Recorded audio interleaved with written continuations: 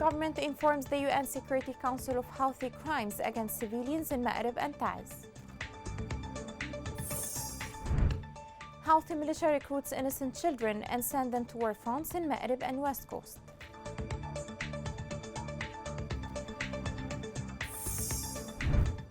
Houthi rebels attack civilian areas in Hodeidah in violation of the Stockholm Peace Agreement.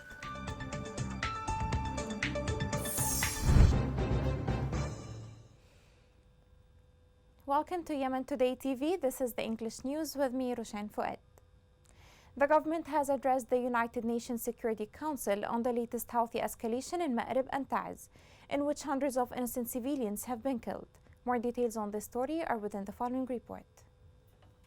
Yemeni government, through its permanent representative Abdullah Saadi, addressed the United Nations Security Council on Houthi aggression and targeting of civilian areas in Ma'rib and Taiz that exacerbated suffering of Yemenis. In the message, the ambassador said that Houthi militias continue to brutally target civilians in Ma'rib, the latest of which was the attack with 2 ballistic missiles on Al Juba area south of Ma'rib. This comes amid the return of US and UN envoys to the region. The UN envoy Hans Grunberg was in Tehran, where he met with the Iranian advisors and international diplomats there. During his meetings, Grunberg emphasized the need for support of UN efforts to reach a negotiated settlement to the conflict. The United Nations said in a press conference that Grunberg informed Iranians of grave concern over the escalating military activities in Ma'rib, which are causing heavy casualties among civilians, especially children, and this undermines peace efforts. The UN Special Envoy for Yemen, Hans Grunberg, concluded a visit to Iran yesterday. He met with senior Iranian officials and representatives of the international community in Tehran. During his meetings, Mr. Grunberg emphasized the need for support of UN efforts to reach a negotiated settlement to the conflict. Mr. Grunberg expressed his serious concern over the escalating military activities in Yemen, which are causing significant civilian casualties, including children, and are undermining peace efforts. He underscored the urgent need for de-escalation in all of Yemen, including Ma'rib. In a related context, the US State Department said in a statement that Houthi militia is a destabilizing force that caused additional suffering to the people of Yemen. What I can say, is that the notion that the Houthis have been anything but a destabilizing force and a force that has inflicted additional hardship on the people of Yemen, that is not an idea that we recognize. We have been very clear in condemning the Houthis' assault, including their ongoing assault on Ma'rib, other parts of Yemen as well. The Houthis, despite their claims to the contrary, have been a primary cause of the hardship that the people of Yemen face today. The message of objection that Yemen presented to the international community comes in conjunction with intense efforts by US and UN envoys and intense diplomatic moves, the latest of which was the arrival of European Union ambassadors to the capital Aden. Diplomatic efforts and government pressure on the international community comes in light of fierce battles in the oil-rich Ma'rib between Houthi militia and government forces, whom they are determined to preserve the last fortress of the government. Houthi militia continue to reject peace and all peace proposals. Would current international efforts change the situation on the ground? Only time can tell. To Ma'rib, Governor Sultan Al-Arada discussed security and military developments in the city with Chief Security Committee. He had a comprehensive assessment of security and military situation, operations and ongoing battles against Houthi militia. The committee commended total preparedness of government forces, resistance and tribes to fight the rebels. Still in Ma'rib, units of Al-Amalika joined the battles in south of Ma'rib. According to military sources, the forces managed to defeat Houthi militia from Al Amud area in Al Juba district and captured Al Rish camp in the same district. Sources added that forces from the 4th Brigade joined government forces and tribesmen in line of confrontations on Al Jawiyah front and inflicted heavy losses among them. In Al Juba, government forces advanced towards Al Mizan area south of Ma'rib. Military sources reported that government forces launched a massive attack on the militia and scored direct losses among them. In Ma'rib's Dana, government forces backed by resistance deterred Houthi militia and regained strategic sites within the area. According to sources, government forces regained positions in the front after violent fighting with the rebels.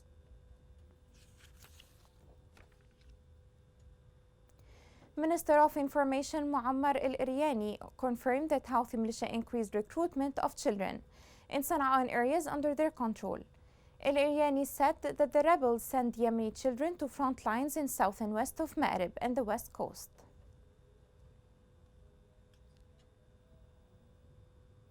Houthi rebels have committed flagrant violations against children. They recruit them and send them to different war fronts to fight with them. The following report has more details on this.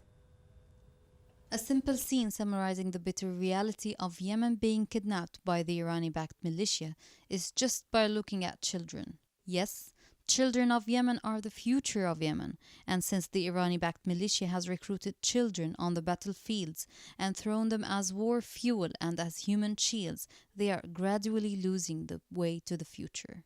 Thus the conscience disappeared, the vision disappeared, and the future died in the eyes of the children of Yemen. The Houthi militia target students to recruit them and tamper with their ideas. Militias made more than 300 modifications to school curriculum and included in the curriculum lessons to sanctify Houthi leaders and urge students to fight with them. They also opened offices in institutions to register the names of students to push them to fight. Months after joining the summer centers organized by the Houthis in Yemen, a 15-year-old Samir told his family that he would join the battlefronts, despite his parents' refusal to finally receive him as a dead body at a time when recruitment campaigns continue, which doesn't exclude accusations of involvement in any of the parties to the conflict. Samir's father, who preferred not to reveal his identity, explained that the beginning was with his family's approval for his son to join the summer centers during the annual school holiday, to learn religious lessons and other courses and activities that attract the attention of boys, and upon returning to his family, the impact of the concepts and lessons he received is clear in his behavior, up to expressing his desire to join the front for jihad for the sake of God and defense of the homeland. Although Samir's mother and father initially refused to enlist him, with the passage of time, his poor family's anxiety subsided as he would return to them every few months and provide them with money that helps them provide some household needs. This situation did not last long, as the last time he returned to his family dead, and with his body a picture in a frame with his name written as a martyr, to be hung by his family on the walls of the house. Samir's case is not much different in its details from what was witnessed in one of the neighborhoods near his family's residence in Sana'a, where the 3 dead residents of the neighborhood, aged between 15 and 16 years, Ahmed, Yusuf and Muhammad, were buried. They joined the fronts more than a year ago, and after that they were returning intermittently to their families. The 3 later died in a site believed to have been directly bombed and returned in small coffins to be buried in a sad atmosphere by the residents of the neighborhood. Those innocent children who were supposed to be playing or studying at school like many others at their same age, now they find themselves out of school with no future. Their innocence has been kidnapped from them, and instead of holding their bags or a ball to play with, they find themselves holding weapons instead and fighting their own friends and neighbors. And most of all, coming back to their families in coffins. What a crime! The picture must be clear and repeated until the Yemeni chooses between a prosperous future and remaining as a game in the hands of a gang that has provided Yemen with nothing but destruction, ruin and employment of the Persians. Turning to Hodeidah, Houthi militia bombed homes and farms of citizens in Tuhaita. Sources confirmed that the militias historically bombed the Al-Jabaliyah area with heavy mortars on citizens' farms, with a number of missiles carried by drones, leaving a state of panic and terror among civilians, especially women and children.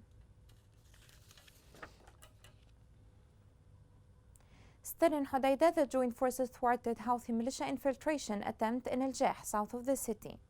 The joint forces monitored an infiltration attempt towards their positions in El Jah and engaged in clashes that caused heavy losses among the rebels.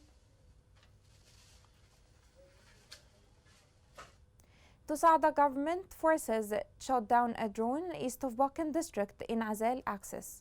Military sources confirmed that air defenses monitored that drone in Bakan al-Safra triangle and shot it down. Sources indicated that the Iran-made plane was trying to target the army's positions in the area. Coming next.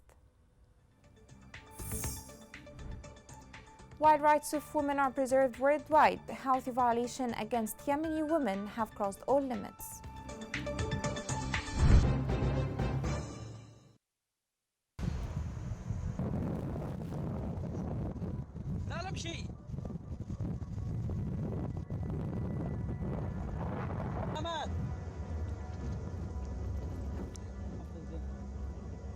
هذا هو محل استهداف الحواث الذين استهدفوا المواطنين وهم نائمين. هذا هو الصاروخ. من الساعة 4 ما سمعنا الضربة من الحوثيين في المخيم.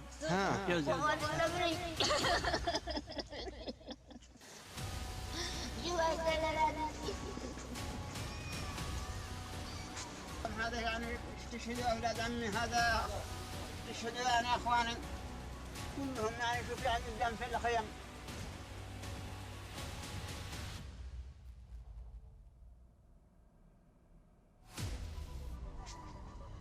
الدم في الخيم يعني في كل مكان، يعني رؤوسهم ما التقوش، الراس ما التقاش، الراس ما التقاش.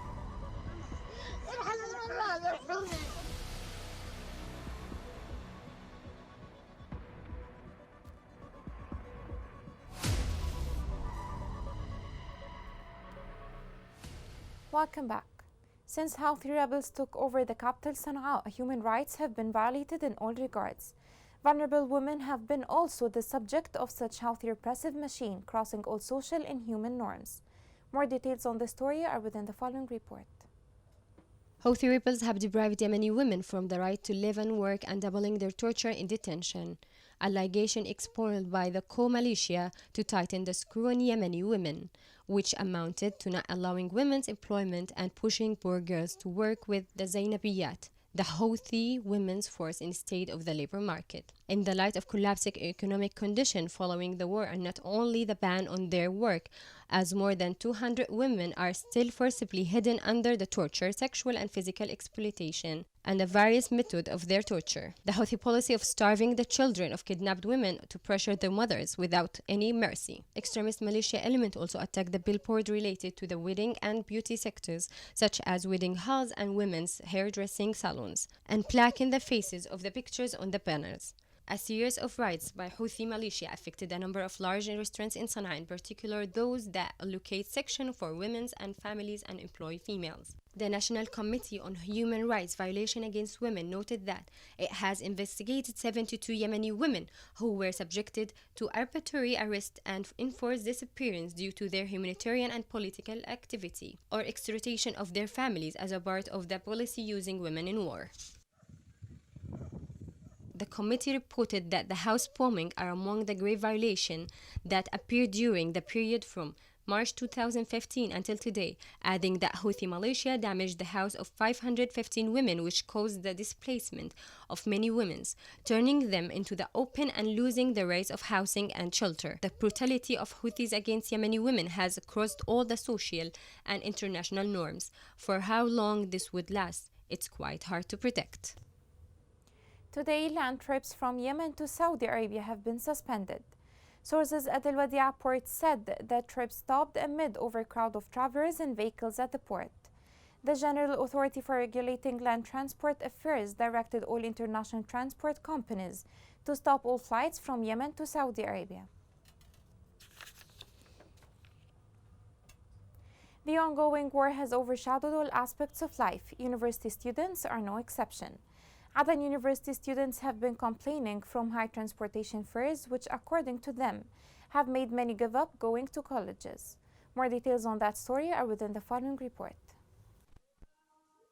The suffering of Aden University students is escalating in light of the worsening and deteriorating economic conditions and the collapse of the local currency. All these obstacles have become an additional burden on them. War has resulted in the deteriorating economic situation in Yemen. This has caused severe shortage in fuel. Therefore, transportation in Yemen became very hard and expensive. The students do not find a means of transportation to reach the university campus, which sometimes have to travel long distance on foot under the sun. Students started to ask the university administrations to ease the heavy burden on students regarding the prices of supplies and study requirements, and to cooperate with them to get out of this crisis. A basic human right is getting a normal education, yet students in Yemen suffer from getting a good education due to the Houthi escalation in the country.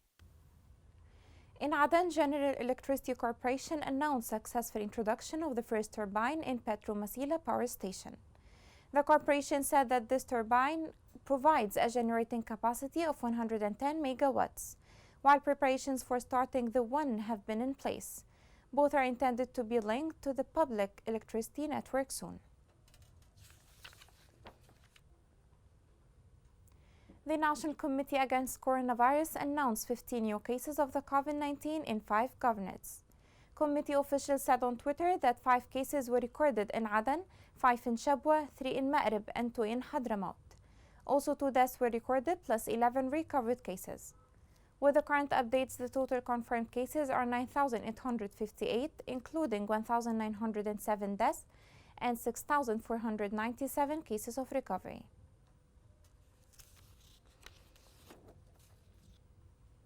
Here's a reminder of the main headlines. Government informs the UN Security Council of Houthi crimes against civilians in Ma'rib and Taiz. Houthi militia recruits innocent children and send them to war fronts in Ma'rib and West Coast.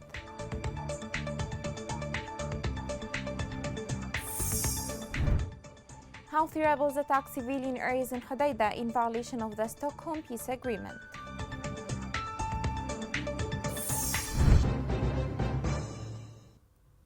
This is the end of the news. It was Rushan Fouad. Thank you for watching.